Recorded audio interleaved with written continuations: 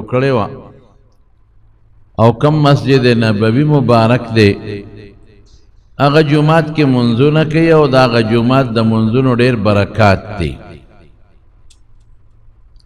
یو برکت یې دا دی چې یو منځ یو په 1000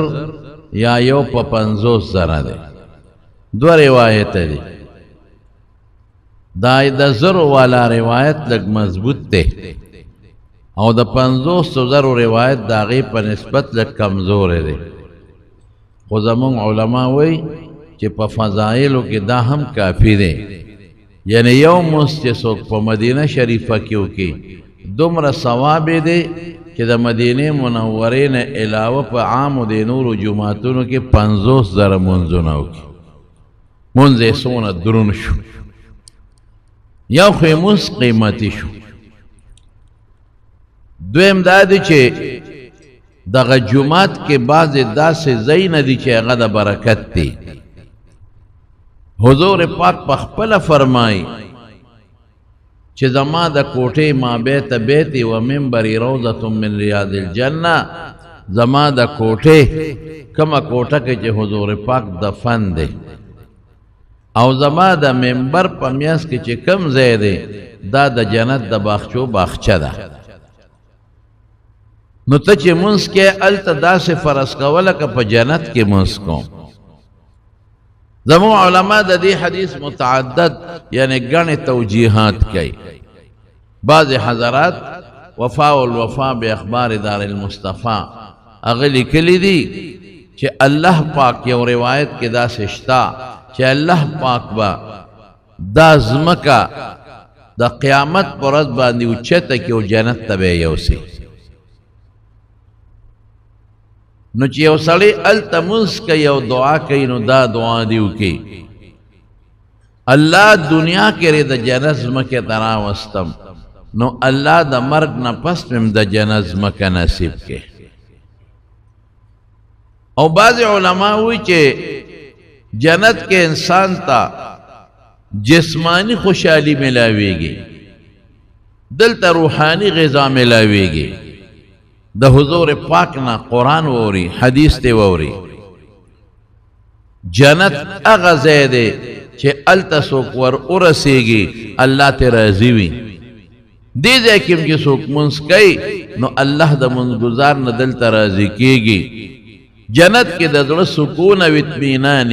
دقل تم چې څوک منځ کوي هغه ته د زړه سکون او اطمینان حاصل شي او بیا فرمایي منبری علی حوضی زما منبر د حوض کوثر په غاړه دی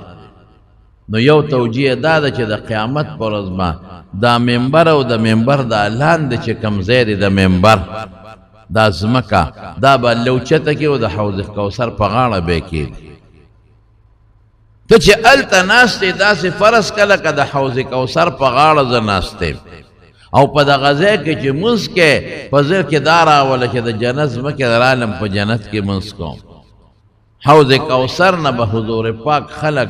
په اوبو سیراب کوي د دغه منبر نه رسول الله صلی الله علیه وسلم خلق په خپله مبارکه خوله د قرآن او د سنت نه سیراب کړي دغه د منبر او د حضور پاک د روزه مبارک دا قبر مبارک او دا منبر میاس کې چې کوم ځمکه دا او منبر دی دلته چې ورشه والله ته وجاړې نو خدای به د حوض کوثر لمبوزي او خدای به د جنت لمبوزي ګوره قیمتي ځای دی بعضې ستنې پکې د برکت ځایونو کې دي د حضور پاک دا چې کوم ځای کې دفن دی د عایشې بیبي په کوټه کې دفن دی نو د هغې نه غټ دیوال تو دی هلته 3 قبرونه دي یو د دواړو جهانو د مبارک سردار او د حضور پاک نه لږ غوندې ښکته چې سر د حضور پاک اوږو سره راځي او خپې د حضور پاک د خپو نه ښکته لږ غوندې د حضرت ابوبکر صدیق رضی الله عنه قبر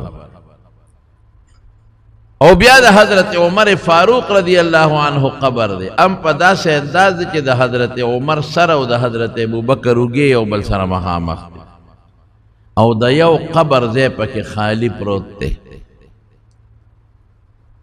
دا به عیسی علیہ السلام چې کله د اسمان نه راکوز شي وفات شي نو هغه ځای کې به عیسی علیہ السلام دفن کېږي.